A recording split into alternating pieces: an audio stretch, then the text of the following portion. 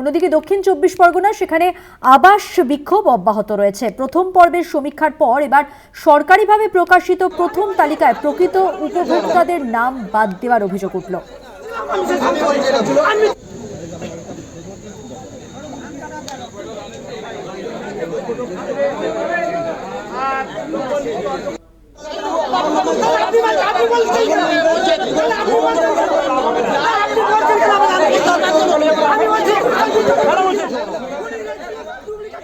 প্রতিনিধি কোয়েল মণ্ডল রয়েছেন আমাদের সঙ্গে টেলিফোন লাইনে। কোয়েল, কি জানা যাচ্ছে? একেবারেই মধুবন্তীদি, দেখো ইতিমধ্যেই তুমি জানো গোটা রাজ্য জুড়ে কিন্তু আবাস প্লাস প্রকল্পের প্রথম দফার যে সমীক্ষা সেই সমীক্ষা শেষ হয়েছে এবং তারপরেই কিন্তু প্রত্যেকটি ব্লক অফিস এবং পঞ্চায়েত অফিসে প্রথম দফা সমীক্ষার পর সম্ভাব্য প্রাপকদের তালিকা প্রকাশ করা হয়েছে এবং যাদের নাম এই তালিকা থেকে সম্ভাব্য বাদ যাবে অর্থাৎ অযোগ্য তালিকাও কিন্তু প্রকাশ হয়েছে এবং সেই তালিকা সম্ভাব্য প্রাপকদের তালিকা ধরেই কিন্তু অনুমোদনের জন্য গ্রাম সভারও নির্দেশ দেওয়া হয়েছিল সরকারের তরফে এবং সেই নির্দেশ মতনই কিন্তু গতকাল বিকেলে দক্ষিণ 24 পরগনার নামখানা ব্লকের নামখানা গ্রাম পঞ্চায়েতে সেখানে গ্রাম সভা হয় আবাস প্লাস প্রকল্পকে ঘিরে এবং সেই গ্রাম সভায় এই গ্রাম পঞ্চায়েতের টোটাল যে 2420 জনের নামের তালিকা ধরে সার্ভে হয়েছিল সেখানে 1661 জনের নাম যেটা সম্ভাব্য যোগ্য তালিকায়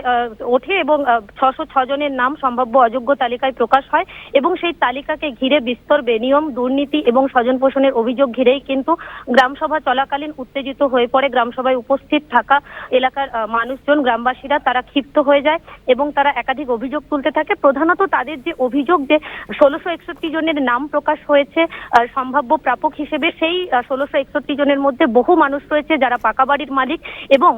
যেমনটা অভিযোগ সামনে আসছে যে কেবলমাত্র শাসক ঘনিষ্ঠ হওয়ার কারণেই কিন্তু তাদের পাকা বাড়ি থাকা সত্ত্বেও তাদের একেবারেই যোগ্য তালিকায় নাম রয়েছে, অথচ যে 606 জনের নাম বাতিল তালিকায় উঠেছে সেই 606 জনের মধ্যে বহু মানুষ রয়েছে যারা পাওয়ার যোগ্য, যাদের একেবারেই ভাঙাচোরা মাটির ঘর রয়েছে, কেবলমাত্র তারা বিরোধী রাজনৈতিক দলকে সমর্থন করে বলে তাদের নামগুলো বাতিল তালিকায় উঠেছে। স্বাভাবিকভাবেই এই ঘটনাকে কেন্দ্র করে মাঝপথেই কিন্তু ভেস্তে যায় গ্রাম সভা এবং গ্রাম সভায় উপস্থিত ব্লক আধিকারিক, পঞ্চায়েতের তৃণমূলের উপপ্রধান সকল অন্যান্য পঞ্চায়েত কর্মী তাদেরকে দীর্ঘক্ষণ আটকে রেখে বিক্ষোভ চলে এবং তারপরেই কিন্তু ব্লক প্রশাসনের তরফে এবং গ্রাম সভায় উপস্থিত থাকা যে পঞ্চায়েতের উপপ্রধান তারা আশ্বাস দেয় যে পুনরায় সার্ভে করা হবে সম্ভাব্য যোগ্য এবং অযোগ্য তালিকার যে নামগুলো রয়েছে সেই নাম ধরে এবং তারপরেই স্বচ্ছ তালিকা প্রকাশ হবে। সেই আশ্বাস পাওয়ার পরেই কিন্তু একেবারে সেই বিক্ষোভ ওঠে। তবে বলাই যায় যে এই যে প্রথম দফা সমীক্ষার পর সম্ভাব্য যোগ্য এবং অযোগ্য তালিকা প্রকাশ হয়েছে সেই তালিকায় বিস্তর বেনিয়ম, দুর্নীতি, স্বজন পোষণ সহ একাধিক অভিযোগে